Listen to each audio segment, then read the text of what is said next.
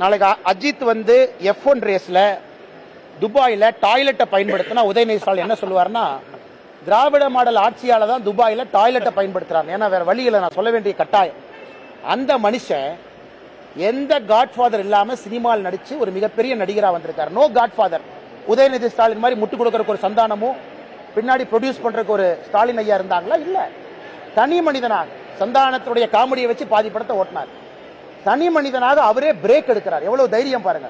ஒரு உச்சத்தில் இருக்கக்கூடிய நடிகர் பிரேக் எடுத்து அவருடைய பேஷனை ஃபாலோ பண்றார். அதிலே 3வது இடத்துல அவருடைய டீமை கொண்டு வந்திருக்கார்.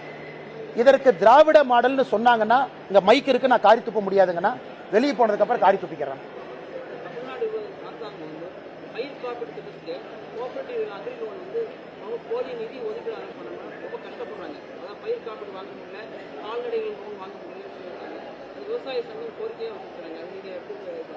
நானும் இதை கவனித்தேன். இது எல்லா இடத்திலும் கூட காமனா இந்த கலெக்டர் ஆபீஸில் நடக்கக்கூடிய விவசாய சங்க கூட்டத்தில் விவசாய சங்க தலைவர்கள் பொதுவாக பேசுறாங்க எல்லா இடத்துலையும். இன்னைக்கு விவசாயத்திற்கு ஒரு அரிச மரியாதை கொடுக்கவில்லை என்றால் அது திமுகவினுடைய அரசு. அதிலும் குறிப்பாக பயிர் காப்பீடு திட்டத்திற்கு எந்த விதமான என்கரேஜ்மெண்ட்டும் கிடையாது. மோடி ஐயா கொண்டு வந்தாலும் கூட ஆக்கப்பூர்வமாக அதை செயல்படுத்துவது கிடையாது. வெள்ளத்துல தண்ணி எல்லாம் வந்ததுக்கு அப்புறம் இதை எக்ஸ்டெண்ட் பண்ணுங்க, இன்னும் 1 மாசம் எக்ஸ்டெண்ட் பண்ணுங்க, 2 மாசம் எக்ஸ்டெண்ட் பண்ணுங்கன்னு திராவிட மாடல் என்கின்ற ஒரு வார்த்தையை முதலமைச்சர் பயன்படுத்துறாங்கன்னா, விவசாய பெருமக்கள் அதை டிசாஸ்டர் மாடல் என்று தான் சொல்லுவார்கள். அதனால் கவனம் தேவை.